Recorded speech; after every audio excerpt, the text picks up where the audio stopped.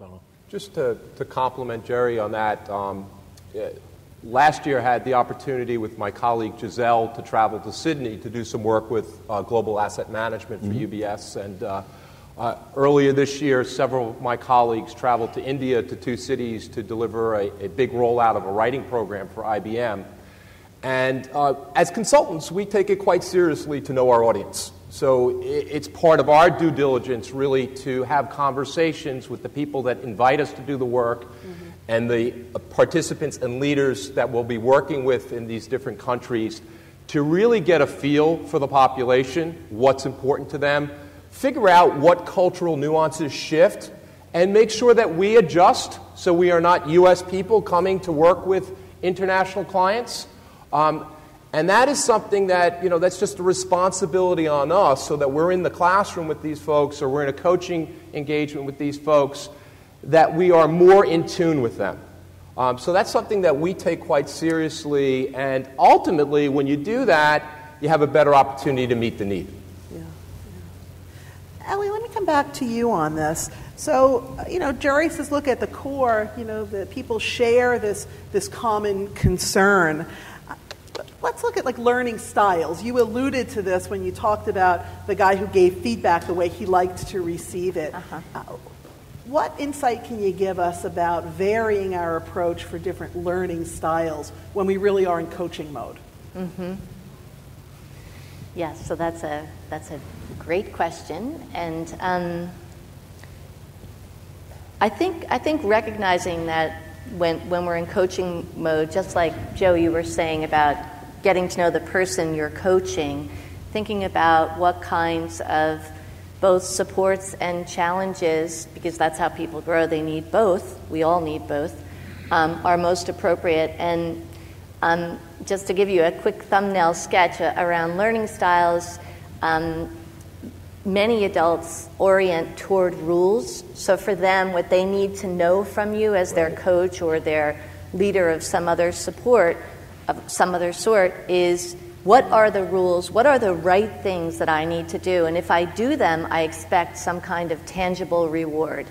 For other adults, the majority of adults actually in the United States, what matters most to them is having people approve of them. Your expectations of me, if I make meaning in this way, are my expectations for myself. So if you think I'm doing a good job, then I think I'm doing a good job. That's what I would call people who are more socializing in their knowing.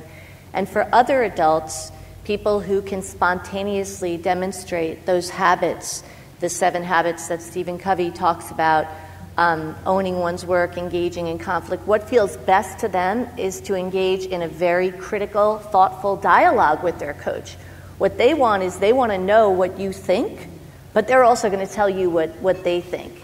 They want you to give them feedback, and they're going to give you feedback on your performance. So, and that kind of orientation to recognizing that we need to be intentional in terms of how we support people's development and learning can really help us to differentiate when we're thinking about goal setting, when we're thinking about giving feedback, when we're thinking about how to support someone's growth to the next level of leadership, recognizing that we all have different kinds of capacities. That's a word I would put in 1,000-point bold font with yellow highlight, red lettering. And because we do have different capacities, we demonstrate our competencies very differently. Yeah. So it sounds like to be a good coach, whether you're in the business of coaching or you're in a leadership role and responsible to develop others, you've got to read the signals of what the other person needs and figure out how to adapt in order to get it right. Yes. You might get a stumble or two along the way, I imagine, until you figure it out. Yeah. Do you think people are aware of their own needs? I mean, can they articulate it if I were to be as simplistic as to say just ask them? I think that is a fabulous question, and that's something that I always recommend people do. If you ask people how you can help them, they will tell you. Yeah. Sometimes it goes to a very simple step, really. Yes, and I mean, even if you ask people what they think their own growing edge is, just a quick example, someone might say, I want to be a tougher communicator, and at the same time, what's holding them back, the barriers or the blockers, are really that they really need people to like them.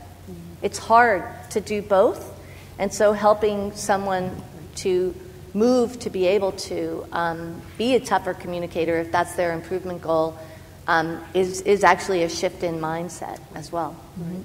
Goes back to that very word you said Yes. the first thing. Yes. Absolutely. Lawrence, let me have this next one be for you.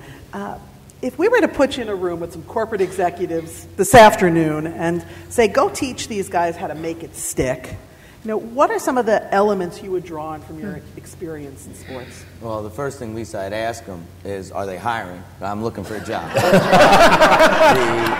a minute. That's not more about others and less about you. There you go. See, that's why I need to go to ExecCom to learn. But one of the things is, how are you going to create the buy-in amongst the people you work with? Right? So much of, I think, when employee dissatisfaction. Thank you very much. That's why I'm a coach, right? It's not the money, right? It's not, in our case, sometimes the playing time. It's the appreciation. Do you appreciate them as a person? What do you know about them?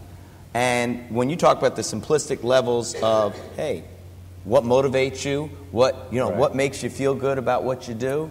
It's valuing that person. At the end of the day, where Jerry talked about relationships and people to people, at the core, to me, that's the most important thing you can do. Now, once you're past that, it does come down to competency. And everyone has different capacities. But it's the ability to relate to the people you work with. And then, are you really all in it together? Are the ties there? So, in a basketball analogy, to me, if I owned an NBA team, when I hired the general manager and I hired the head coach, I would tell him, or in women's basketball, I'd tell her that, look, we're hiring you both together. I'm firing you both together as well, because that creates the all-in. Right. Now you can't be a preservationist. You can't outlast that person. You can't shift blame.